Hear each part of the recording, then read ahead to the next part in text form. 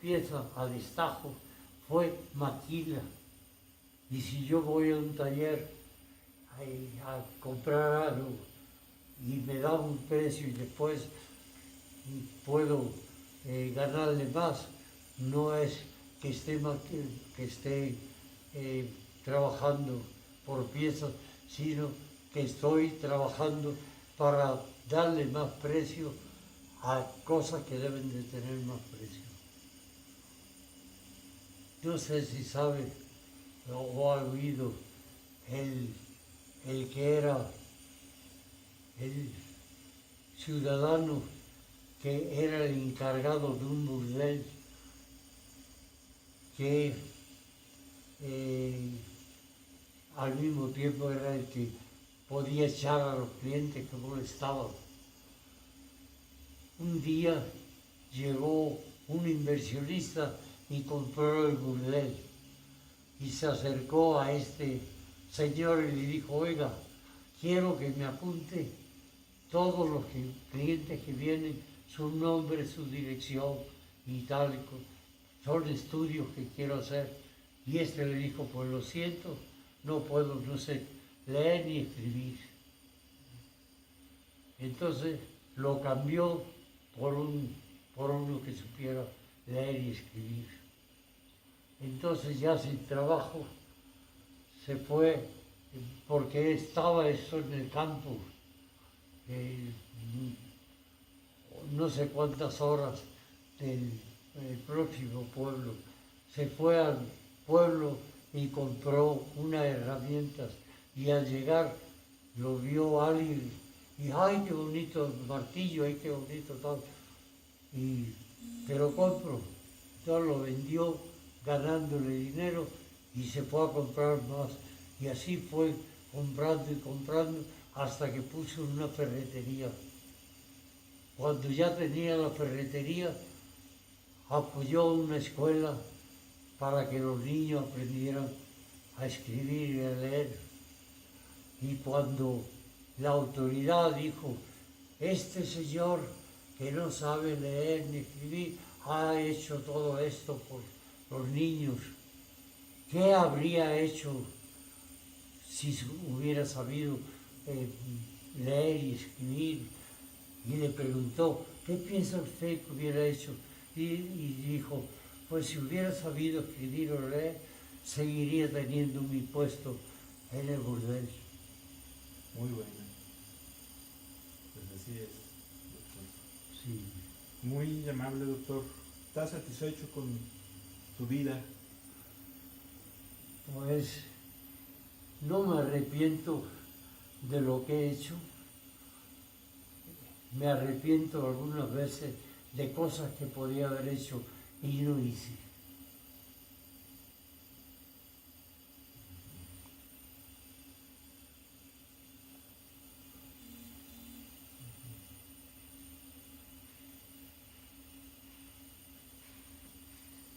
Muy bien, doctor. ¿Me permite una fotografía?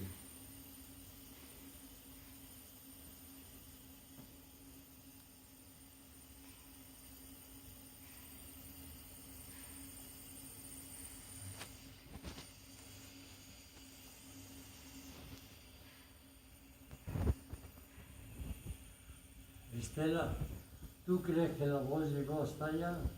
Sí.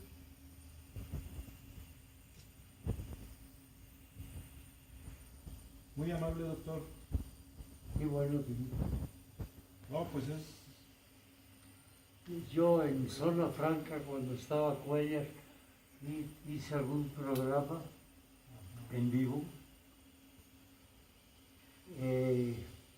Me publicaron algunos artículos y lo tomaba como prensa libre. Que prensa libre hay muy poca en México. Sí. Tenemos la jornada Proceso y ya de ahí para el Real se va deteriorando hasta llegar a los periódicos chayoteros. Sí, eso es algo que está ahora muy, muy claro, ¿no? Con con López Obrador, porque le digo, pues está fuerte el embate Sí. contra el presidente. Y así no sé cómo va a terminar todo esto. Pues espero que bien, pero espero que sepa ponerse fuerte si hace falta ponerse fuerte. No al estilo Ortega en Nicaragua, si es que es verdad todo lo que se dice, porque lo que dicen de Venezuela hay que tomarlo con mucha precaución, porque hay mucha mentira. Sí hay falta de alimento por años, boicot que los americanos hacen a los pueblos. Lo hicieron en Chile, con la huelga de camiones que no llevaran alimentos y cosas necesarias, hasta que encontraron unos militares que se dejaron comprar y cambiar el régimen y pusieran un régimen feroz, matando gente, haciendo barbaridad y media. Hay que ver la película Missing. Sí, sí, sí. Sí.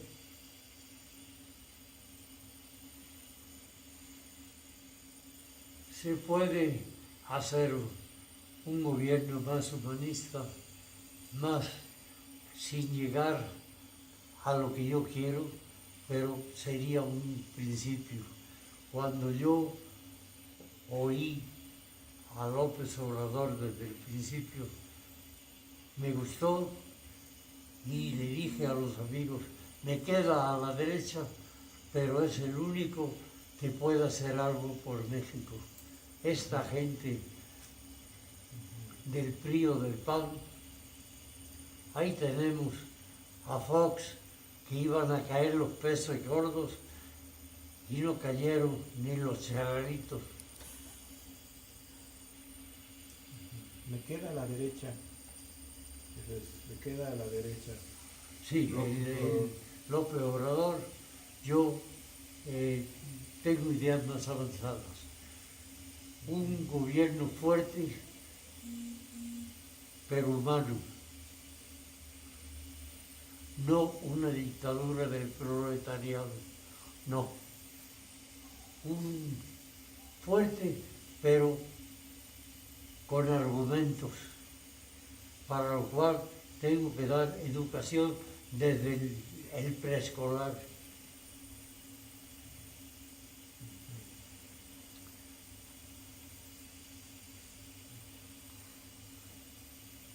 Sí, pero ahora lo critican mucho porque dicen que recortó el gasto para educación.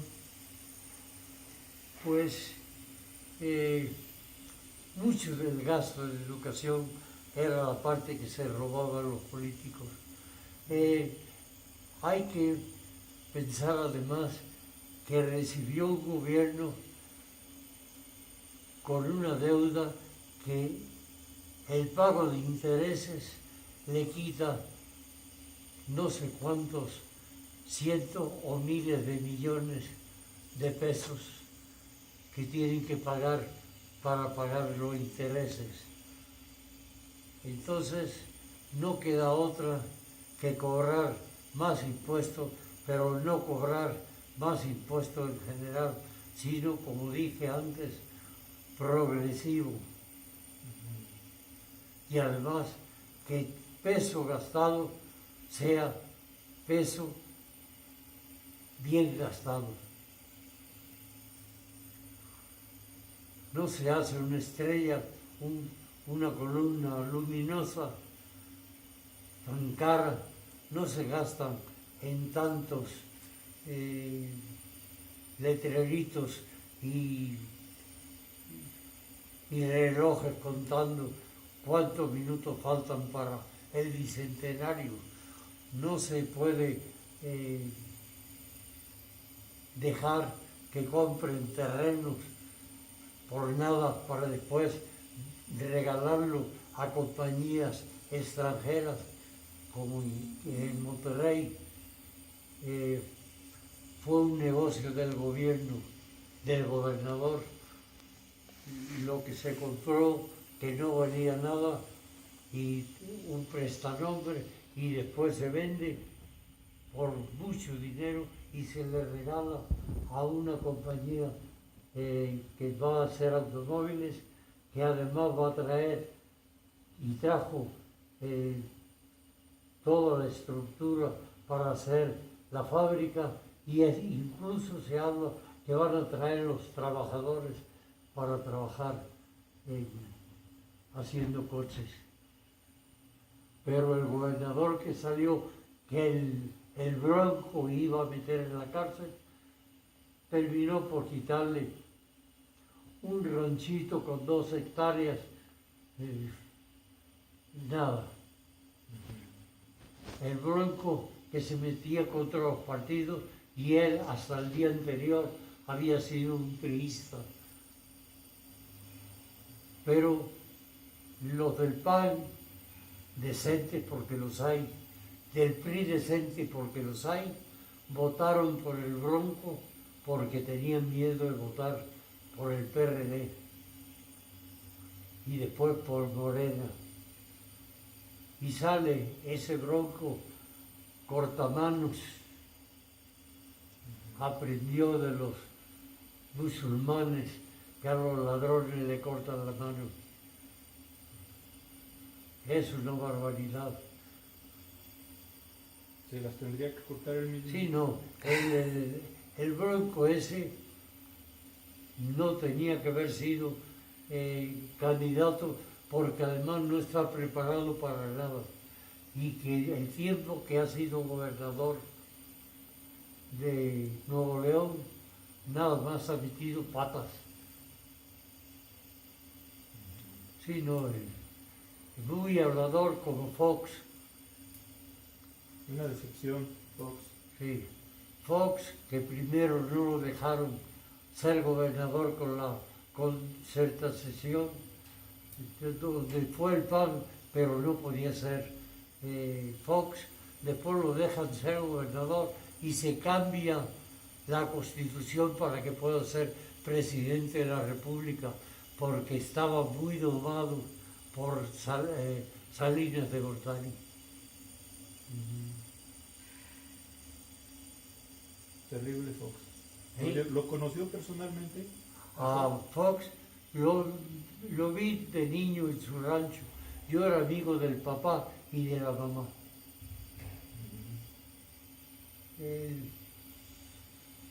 Fui al rancho San Cristóbal y nos reunimos un grupo y yo iba a cocinar paella. Conocí a los padres, nos llevábamos bien, pero el niño que estudió para manejar negocios y no terminó la carrera hasta después de ser presidente, que alguien hizo la tesis y aprobó. No tenía preparación para poder manejar un país. No es lo mismo manejar una fábrica que manejar un país donde hay fábricas pero hay hospitales, donde hay escuelas, donde hay caminos, donde hay cosas que hay que saber más de lo que sabía él.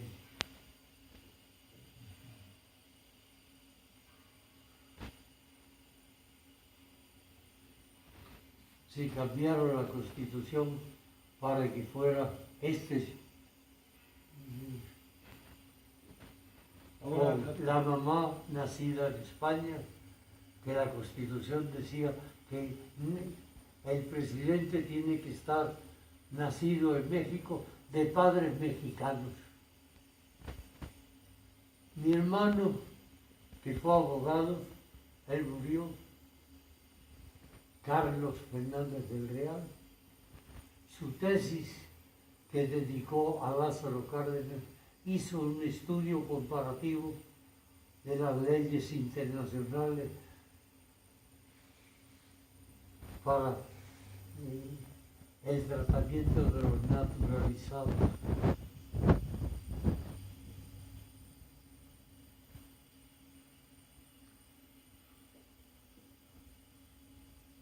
Muy interesante, doctor.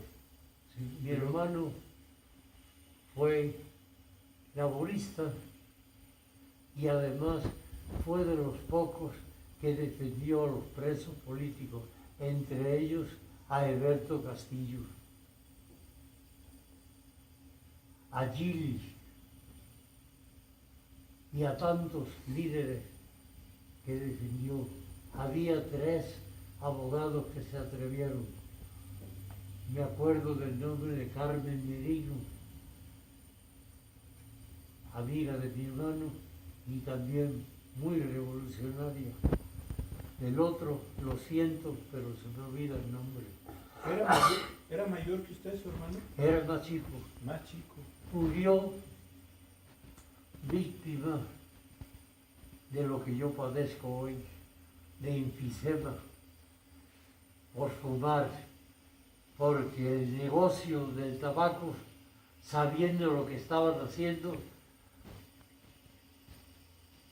cada día se fumaba más porque cada día enseñaban para los masculinos, el héroe era Marlboro, y para las femeninas, pues actrices y sexy. La mujer que fumaba se veía muy sexy, era muy... Pero no decían, y había habido un estudio científico del daño que producía el tabaco, el papel, etc. Todo esto lo sabía. La British Tobacco mandó a una física norteamericana que, por cierto, vivió aquí en Marfil y hizo el estudio usando por primera vez el microscopio electrónico. Era asesora de la NASA, era una potencia física. Hizo un estudio donde demostraba el daño del tabaco con estudios de patología, estudios médicos, pero siguieron promocionando, como aquí, un país donde tenemos una obesidad enorme en número y que además tenemos diabéticos con complicaciones y no han sido capaces de poner un impuesto que solamente pudieran los ricos comprar la Coca-Cola. El tabaco tenían que aumentarle varias veces el precio, no para cobrar impuestos, para después pagar los servicios médicos, sino para evitar que la gente pobre pudiera comprar el tabaco. Una vez, en un asilo de ancianos, que en España le llaman residencias, había un grupo de enfermeras especializadas que estaban fuera de la hora de trabajo y que todas fumaban. Y le dije, ¿cómo siguen fumando sabiendo el daño que hacen? Ah, no, pero nos gusta. ¿Cuánto cuesta la cajetilla? Tanto. Si lo aumentaran €1 a la cajetilla, seguiríamos comprándolo. Si fueran 2, si fueran 10, no, ahí dejamos de comprar. Pues el gobierno tendría que poner un precio a la Coca-Cola, un precio al tabaco, no prohibir, pero enseñar desde pequeños el daño que hacen estas cosas y poner un precio que no todo el mundo pueda comprar.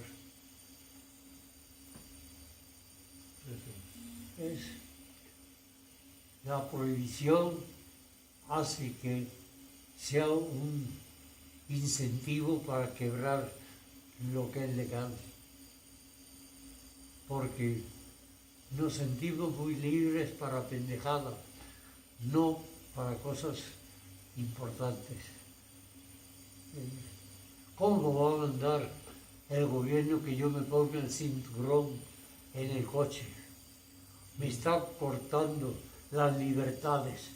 ¿Cómo prohíbe fumar en un bar si eso lo he hecho toda mi vida? Porque hay estudios donde el humo del cigarro es tan perjudicial para el activo como para el pasivo. No, hay que no prohibir, pero educar y poner precios donde sea difícil que un albañil se compre una cajetilla de cigarro que no sé cuánto cuesta, pero debería de costar 2, 3, 10 veces más. Y esto se hace en países capitalistas. En Inglaterra el precio del cigarro es muy alto, tan alto que van a España a comprar cigarrillos y los meten en Inglaterra porque son para consumo propio. Un montón de paquetes de cigarrillos y los dejan pasar sin pagar impuestos, que después venden, y eso que venden más bajo que el mercado les sirve para pagar el viaje de haber estado 3, 4, 5 días en España yendo a la playa en un fin de semana. Pues así es la humanidad. No, así es la falta de educación, la falta de poder racional, porque no basta con saber leer, hay que saber pensar, hay que saber discutir y hay que cambiar cuando con argumentos te demuestran que hay forma mejor de hacer las cosas. Pero tiene que estar uno convencido, no obligados.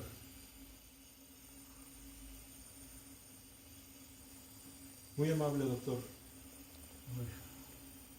Ahí tiene para escribir, para que divertirme pueda un rato. escribir un artículo.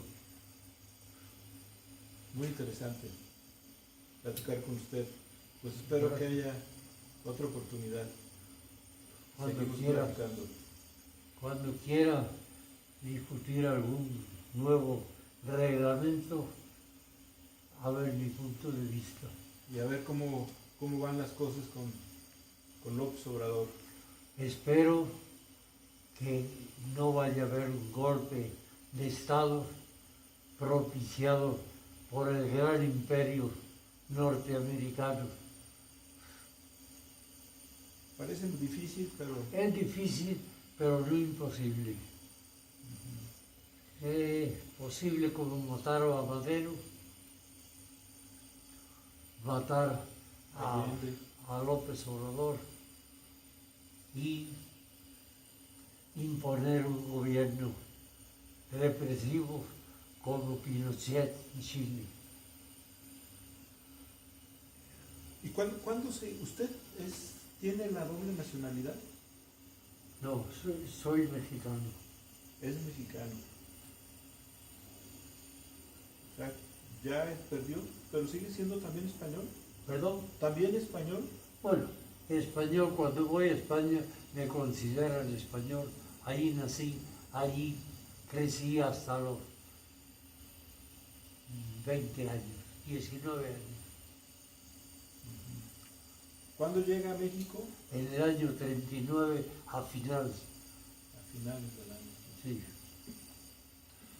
Muy bien, y acá Después de estar en el campo de concentración en Francia, después de estar unos meses libres en Normandía y afortunadamente y sin darme cuenta pude salir antes de que tomaran los nazis donde el pueblo donde yo vivía, que era en Normandía,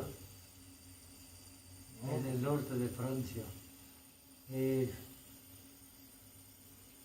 Yo creo que fue cuestión de semanas antes de que invadieran los alemanes, porque el ejército francés no hizo ninguna defensa, porque el ejército era tan fascista o tan nazista como los nazis. Yo estoy contra todos los ejércitos. Los militares no me gustan. Pero ahora los van a seguir. Pues espero que sea por poco tiempo. Yo no lo hubiera puesto ni un día. Habría pedido a los policías del ejército que renunciaran y vinieran al gobierno a ser policías, como a los aviadores estudian aviación militar y encuentran trabajo en los gobiernos civiles. Muy bien, doctor, no, pues hay mucho que... Sí, no, lo siento, pero a mí los militares no me gustan.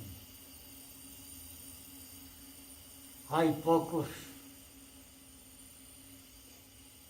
que piensen como yo. Son clasistas, los jefes.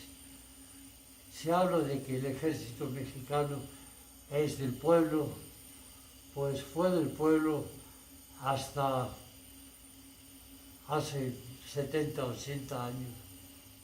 Los últimos fueron Zapata y Pancho Villa, el general Ángeles. Hay pocos.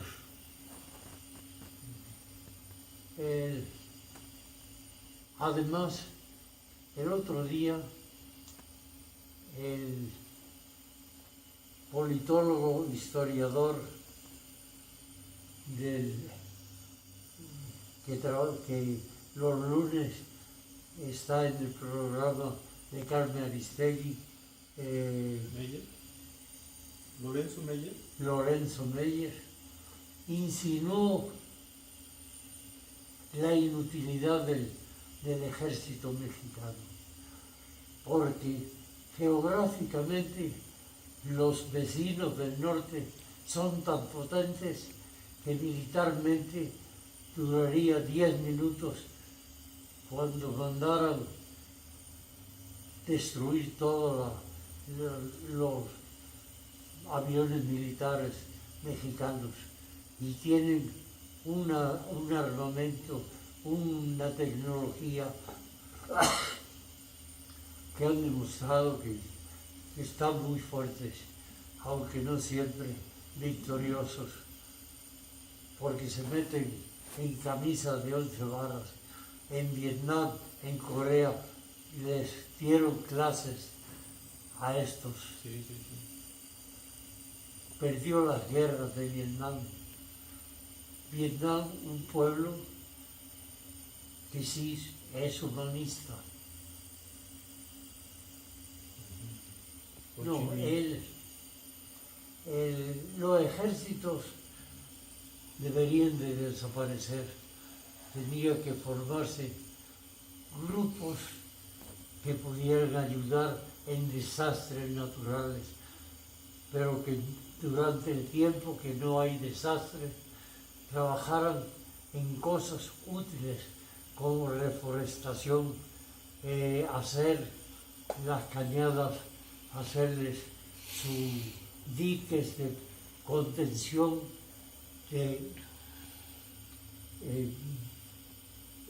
regular la potencia de las aguas. Hay tantas cosas donde puede trabajar la gente. En fin, se puede hacer volver al campo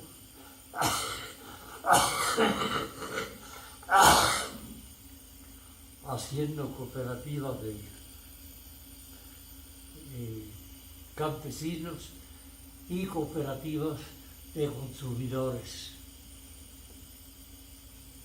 Muy bien, doctor. Ok. Muy amable. ¿Cómo te llamas? Alfonso Ochoa Tapia. Sí. Gracias. Soy reportero de Zona Franca. De Zona Franca. Zona Franca. ¿Y es de, aquí, de León o es de aquí? Yo soy de aquí, de De aquí. Guanajuato, sí. Sí, yo, Conocí al licenciado. soy amigo de Arnoldo Cuellar. Ajá. Y ahora está Ramón Izaguirre. Sí, por eso. Y él, Mi pregunta era si ya conocía a Ramón Aguirre. Ramón Izaguirre, sí. Sí. El que me habló fue el doctor Emilio Arellano, Roy. Jaime Arellano. Él Jaime es Emilio. químico, Ujú. es ingeniero químico. Sí, Sí, él. Pues claro Sí. que me interesa. sí, amigo mío. No quiso entrar en política porque él decía, yo no sé nada de política. Pero le dije yo, debes de entrar porque no sabes política, pero eres decente. Sí, pues a mí me parece una persona muy Muy preparada preparada y y honesta. decente. Sí. Él con el dinero que le pagaban hizo un fondo para ayudar a la gente. Ajá. Sí. Y pues yo creo que tuvo un papel muy bueno. Sí. Sí.